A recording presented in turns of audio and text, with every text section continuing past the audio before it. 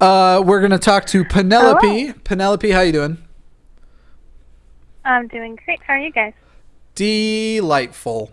What did you want to chat about? So I was wondering if you guys are familiar specifically with Jehovah's Witnesses, but I feel like it could Neither be of us applicable are. with I'm Mormons. just kidding. Oh, yeah. Yeah. Owen was a Jehovah's Witness for how many years? I was. Basically my whole life till I was 18. Yeah. Yeah, I've been maybe binging your guys' channels for a few months. Awesome.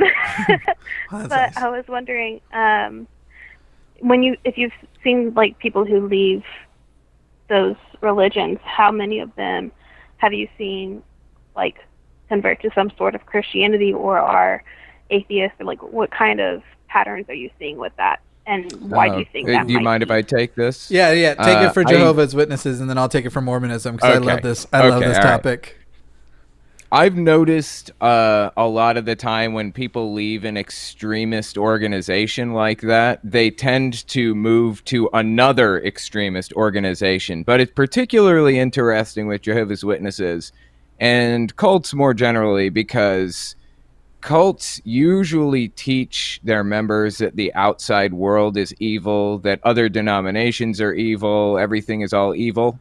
But leaving the religion is a struggle because they carry that mindset with them a lot of the time. So I think what you'll find is Jehovah's Witnesses will leave and do one of two things. Usually they'll either become another extremist religion, like Mormon or Catholic is actually pretty popular for Jehovah's Witnesses, I think, or they'll become activists against the religion, commonly become some form of like some kind of an atheist, and they use that extremist mindset to vehemently attack the organization and anybody else, basically harnessing what the organization taught them about how they should act, which is obviously very wrong.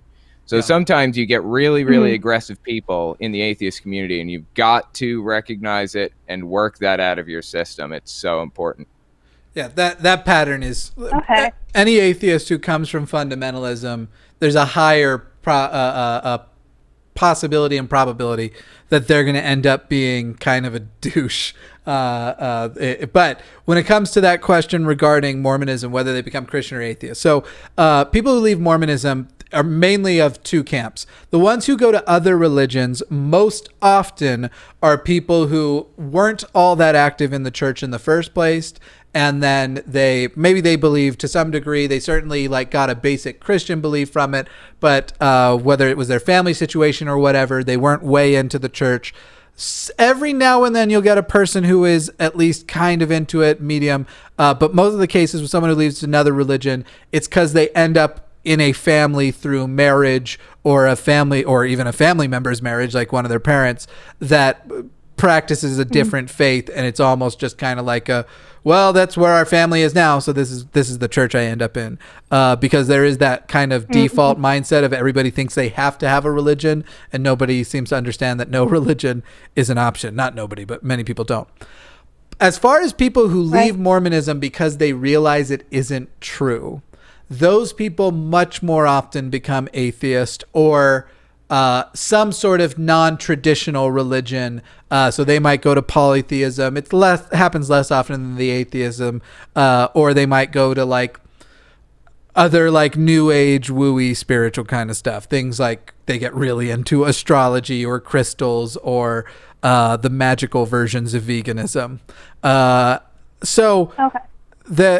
happens a lot. And I think the reason is when you grow up in Mormonism, you are taught this is like the greatest truth, but you're taught a confidence in it, like it's easy to demonstrate, like it's really easy to prove. In fact, I remember as a Mormon kid just thinking it's bizarre that everyone doesn't believe it because it's so obvious and it's so easy to prove. And you usually lose your faith in, usually lose your faith in Mormonism when you start to realize those mechanisms that were making things obvious don't work.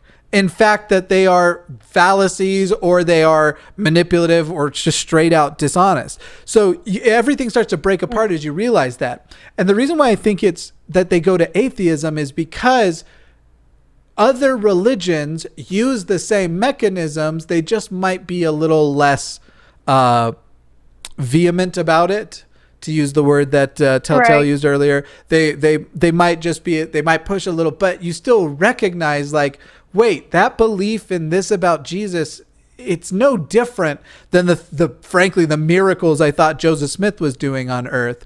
And obviously Mormons believed in Jesus too. And so when you realize the religion is false and that those were the mechanisms by which you believed in the Christianity underneath, it's very unlikely you're going to end up in Christianity. And it's still pretty unlikely you end up everywhere else. Now, I know exceptions to the rule, as I know people who were super faithful Mormons and are now super faithful Muslims. People who were faithful Mormons who are now some type of polytheist. Being a swinger has become something of a religion in Utah. That's mostly a joke amongst ex-Mormons. And a lot of ex-Mormons will know what I'm talking about. But what Telltale was saying there at the end, though, is so true. And the thing that I was thinking about this earlier today, because I was seeing people who recently, I'd say up till recently, I respected their anti-religious activism. This week, just being inflammatory for the sake of being inflammatory, trying to trigger people, like purposefully doing it for the sake of doing it without a real clear, like, good reason, without reacting to something specific, just kind of, and actually, frankly, eating up social capital that other atheist activists have had in certain regions. And I was watching that and I was thinking about it a lot. And as far as I can tell, and I think about my old self, I suspect, and this is just a suspicion, so this is not something I've proven, but I suspect that what happens is a lot of us who go through a fundamentalist stuff, when we come out of it, we realize we've been lied to. We realize we never met ourselves. It can create a lot of anger and it can create a lot of bitterness. And there's this type of atheist, you can call it activism, but it's not positive, where it almost feels like you get to go get payback for all that shit that was done to you. And the thing about like vengeance and revenge, vindictiveness, obviously we have tons of Disney movies and such about how it's not good to do those things. But the reason we have so many of those is because with human nature, it feels pretty good to be vindictive. It feels pretty good to exact revenge. And I think that's what's going on, honestly. That's what I think. Anyway, that's what I suspect. And like the last caller, perhaps I should put that to the test and get some harder proof. Though we're talking about psychology, which can be a little more complicated.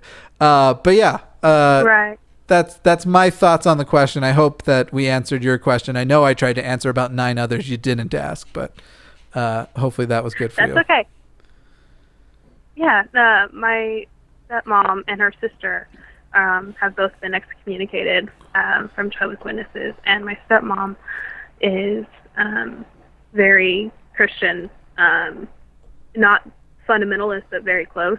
Yeah. And my aunt is atheist, and so I was like, okay, but they both suffered a lot of trauma while they were in the religion, so they don't talk about like what happened, and so I'm kind of learning about the religion through Telltale's channel. Because they don't want to discuss it, and I don't want to push a boundary that they're not comfortable with. And so I was wondering, like, how many people follow my stepmom's path and how many people follow my aunt's path. That makes sense. I hope for their sake, and Telltale can probably speak to this too, but I hope for their sake that they get some sort of actual professional therapy that teaches them how to talk about it with others, because talking about it is, if it's clear that if they can't talk about it now because it hurts too much, the irony is talking about it is what's going to take the pain away for a lot of people anyway. What do you think, Owen?